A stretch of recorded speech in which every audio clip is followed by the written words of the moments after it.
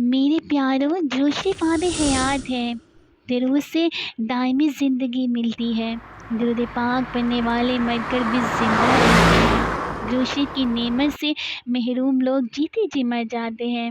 میرے پیاروں، ہم بہت ہی نازک وقت سے گزر رہے ہیں۔ ہر طرف فتنے اور فساد کا عالم ہے، ہر طرف شیطان کی چالیں ہیں، بچھی ہوئی ہیں، ہر طرف ایک شور ہے، ایک ہنگامہ ہے، ایک دشت ہے۔ نہ کچھ سنائی دیتا ہے، نہ ہی کچھ دکھائی دیتا ہے۔ جس کا جدھر روح ہے وہ ادھر جا رہے ہیں۔ نہ راستے کا پتہ ہے، نہ منزل کی خبر ہے۔ ہمارے نوجوان نسل اریانی اور فحاشی میں پھنس گئے ہیں۔ ہمارے بچے راستہ بھٹکتے جا رہے ہیں۔ یاد رکھیے، ہمارے کریم آقا صلی اللہ علیہ وآلہ وسلم اللہ کے سچے اور آخری رسول ہیں۔